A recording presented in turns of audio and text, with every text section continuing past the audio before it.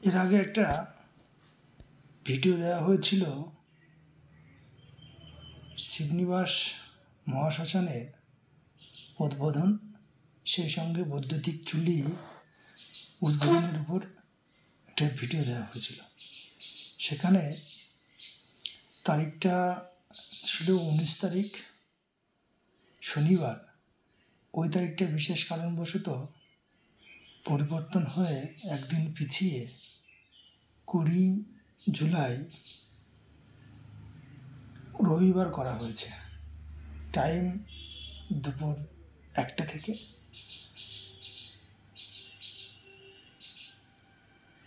আমরা শিবনিবাস গ্রাম পঞ্চায়েতের তত্ত্বাবধানে নির্মিত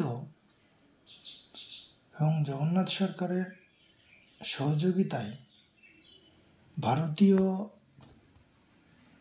রেলের IRTCর অর্থানুকূল্যে শিবনিবাসের মতো একটা পূর্ণভূমিতে, যেখানে রাজা কৃষ্ণচন্দ্র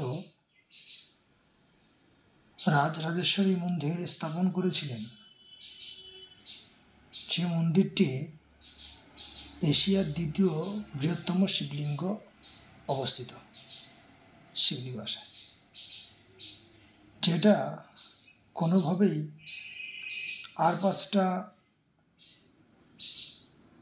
নামকরা তীর্থস্থান থেকে কম যায় না।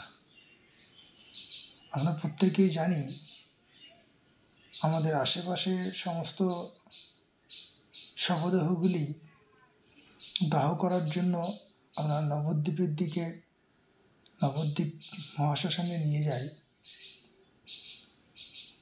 যারা এলাকার যে সমস্ত মানুষ আপনারা নবদ্বীপে পৌঁছাতে পারছেন, তারা অবশ্যই নবদ্বীপে যান, সেক্ষেত্রে কোনো কিছু বলার নেই। কিন্তু যারা আপনার পরিবারের প্রিয়জনের দেহটিকে কাছাকাছি কোনো স্থানে, ধর্মীয় স্থানে এবং পবিত্র স্থানে আপনারা দাহ করাতে চাইছেন, তারা অবশ্যই শিবনিবাস মহাশ্মশানে আসুন। শিবনিবাস মহাশ্মশানটি একদমই নতুন, এর ইলেকট্রিক চুল্লিটাও নতুন, দুটোই একই সঙ্গে আগামী রবিবার দুপুর 1টায় উদ্বোধন হবে। আপনারা সবাই আসুন, শবদেহ না থাকলেও আসুন, আপনারা এই উদ্বোধন সমারোহে উপস্থিত হন।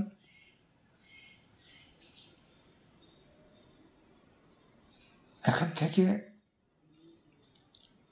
আপনাদের শবদেহ চার্জ থেকে শুরু করে যে ডেথ সার্টিফিকেট, সেটা আপনারা পাবেন এবং